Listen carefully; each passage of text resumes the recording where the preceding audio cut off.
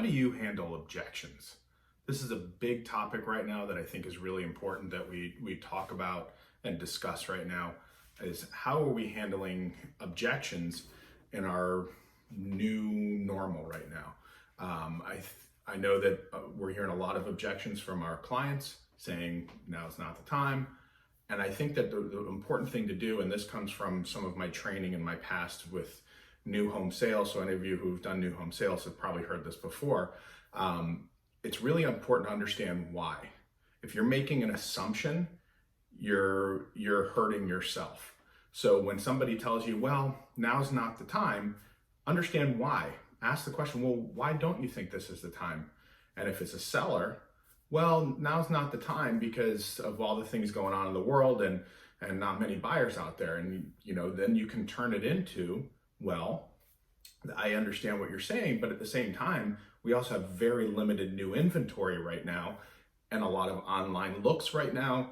And you could actually get a bit of an advantage right now over some of the other competition, which you would normally have in this in a spring market. So you're not being dishonest, you're explaining the truth. Yes, it may take a little longer to sell than normal. However, you have an advantage and explain those advantages. Same thing on the buyer side. Well, why don't you want to buy right now?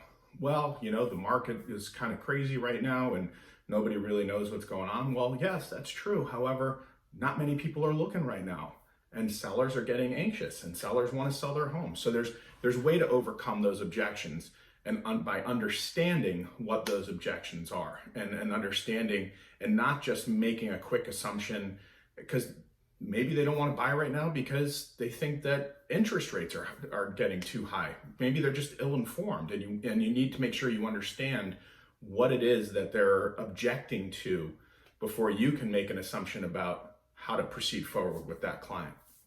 Now, I used to also work in politics many years ago. My first jobs out of college were in politics, and they used to talk about block and bridge. They used to tell the politicians block and bridge. So what that meant was if somebody asked you a question that you didn't want to answer, you block it. So basically you sort of acknowledge that question and then answer what you want to answer, and answer the question you want to answer. So if somebody asks you something that you don't really want to answer, don't be dishonest. Always be straightforward, but also go into a conversation that you want to have. So if somebody's asking you a question about something that you're not 100% sure on, bridge it to another question, bridge it to something else that you want to talk about. So you block by saying, hey, I understand what you're saying. Here's where I think we should go. And then you're bridging it to something else.